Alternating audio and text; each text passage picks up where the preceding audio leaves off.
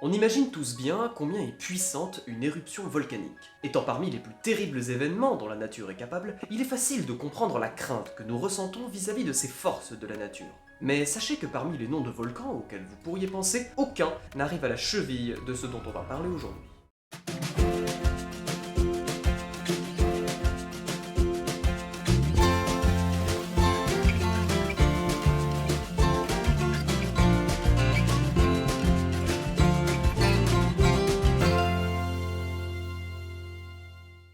Salut à tous et bienvenue dans cette 9ème revue d'actu. Si je vous demandais de me citer quelques noms de volcans célèbres, que me répondriez-vous? Le Vésuve, célèbre pour avoir englouti la ville de Pompéi en 79 après Jésus-Christ, le Kilauea, volcan hawaïen le plus actif au monde, en éruption depuis 1983, ou bien encore le mont Fuji, majestueux volcan du Japon qui en est aussi le point culminant. Ces volcans ont tous connu des éruptions qui traumatisèrent ou impressionnèrent les populations qui en furent témoins. Cependant, il ne faudrait pas oublier qu'il existe sur Terre des volcans bien plus impressionnants et dangereux qui par le passé ont carrément pu menacer la survie de l'humanité. C'est précisément sur ces super volcans, comme on les appelle, que se sont récemment penchés une équipe de chercheurs des universités de Genève et de Pékin. Leurs recherches portaient ainsi sur l'un des plus célèbres de ces super volcans, le Toba, situé sur l'île de Sumatra, en Indonésie. En s'intéressant au système volcanique du Toba, les scientifiques pourraient bientôt découvrir si des signaux avant-coureurs auraient pu annoncer une super éruption imminente. Ces informations pourraient bien se révéler cruciales quand on connaît la puissance d'un super volcan comme celui de Toba. Tout de suite, quelques mots sur cette éruption. Si l'on regarde l'actuel emplacement du volcan sans en connaître l'histoire, on ne pourrait jamais deviner ce qui s'est passé ici. Pourtant, même si un lac occupe aujourd'hui le lieu de l'éruption, c'est bien un volcan qui se dressait ici il y a 76 000 ans, et pas n'importe quel volcan. On estime que son éruption est la plus importante qu'ait connue la Terre durant les 2 derniers millions d'années. 5000 fois plus puissante que la bombe atomique larguée sur Hiroshima. Ça donne le vertige. Pour vous aider à mieux comprendre la puissance de cette éruption, laissez-moi vous parler de l'échelle VEI,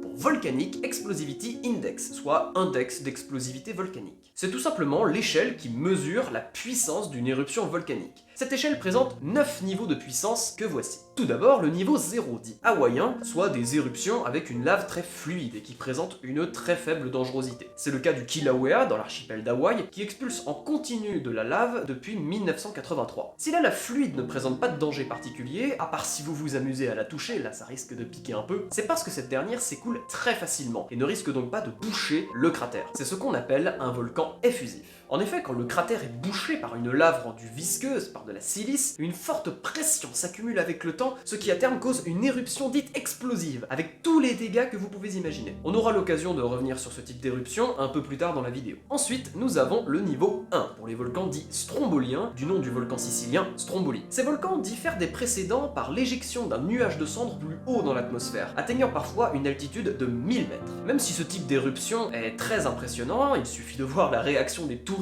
observant Stromboli pour s'en rendre compte, les volcans concernés ne présentent pas de risque particulier. En effet, la lave de ces éruptions est encore une fois assez fluide. Viennent ensuite les niveaux 2 et 3, dits vulcaniens. Là, on est sur des volcans autrement plus dangereux. En effet, le nuage de cendres rejeté par le volcan peut parfois atteindre une altitude de 20 km pour un volume de 10 millions de mètres cubes de cendres. Ce type d'éruption est heureusement plus rare que ceux que nous venons d'aborder, avec une éruption en moyenne tous les ans. Parmi les célèbres représentantes du niveau vulcanien, on peut citer l'éruption du Nevado del Ruiz en 1985 qui causa la mort de 25 000 Colombiens et dont le coût financier s'éleva à 1 milliard de dollars. C'est aussi avec le niveau 2 que l'on quitte la catégorie des volcans effusifs pour celle des volcans dits explosifs, avec une lave beaucoup plus visqueuse qui a donc pour particularité de boucher le cratère de son volcan. Encore plus puissantes viennent les éruptions de niveau 4 et 5, dites pliniennes, dont l'occurrence est d'une tous les 50 ans. Dans ce type d'éruption, la hauteur du nuage de cendres peut atteindre plus de 25 km de haut, avec un volume d'éjecta pouvant dépasser le kilomètre cube. C'est également à ce niveau que l'on retrouve l'une des plus célèbres éruptions de l'histoire, celle du Vésuve, en 79 après Jésus-Christ, qui ravagea la ville romaine de Pompéi et ses alentours, causant la mort de plus de 3000 personnes. Mais il y a encore pire. Les niveaux d'explosivité 6 et 7 fait, sont dits ultrapliniens. Là, on commence à attaquer des volcans d'un tout autre calibre, puisque les éruptions qui furent classifiées ainsi, dont l'occurrence peut atteindre une par millénaire, eurent un impact sur la Terre tout entière. Le meilleur exemple de ce type d'éruption est celui du volcan indonésien Tambora en 1815. Malgré les 92 000 morts et 18 000 blessés causés par cette éruption, ce sont surtout les conséquences climatiques qui furent les plus redoutables, si bien qu'on a surnommé l'année 1815 l'année sans été, rapport au grand refroidissement causé par le volcan. Mais pourquoi une éruption refroidirait-elle le climat? Eh bien ça, c'est la faute aux cendres rejetées par le volcan qui, dans le cas de Tambora, ont carrément masqué la lumière du soleil, faisant par le même coup chuter les températures. Et pourtant ce type d'éruption n'est pas le pire que l'on puisse trouver. Ce titre revient aux éruptions de niveau 8, toujours classées ultrapliniennes, mais surtout décrites par l'adjectif apocalyptique.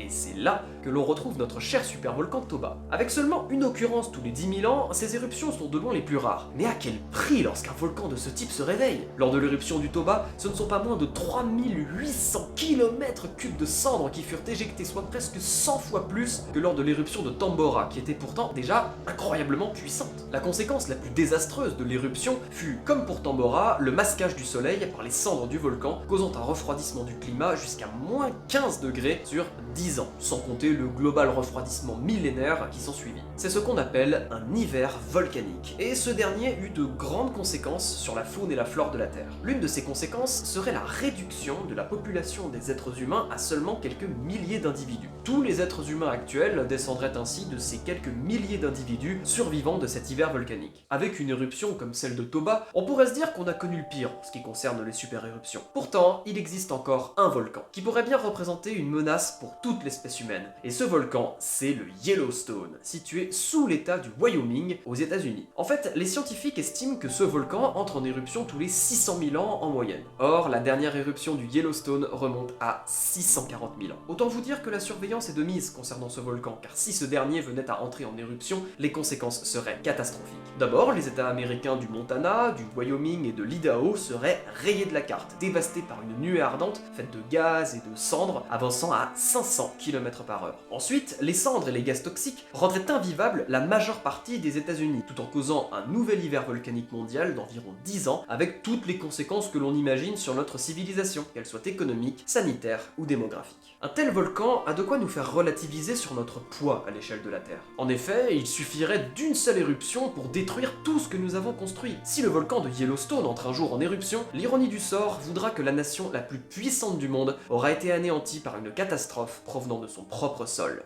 À méditer. Et voilà, c'est la fin de cette vidéo, merci beaucoup d'être resté jusque là. Alors pour ceux qui se demandent pourquoi il n'y a pas eu de vidéo la semaine dernière, c'est tout simplement parce que pour moi c'était les vacances. Mais maintenant, on reprend le rythme habituel d'une vidéo par semaine, du moins je vais essayer de m'y tenir. En attendant, vous pouvez partager, commenter et aimer cette vidéo. Quant à moi, il ne me reste plus qu'à vous dire salut!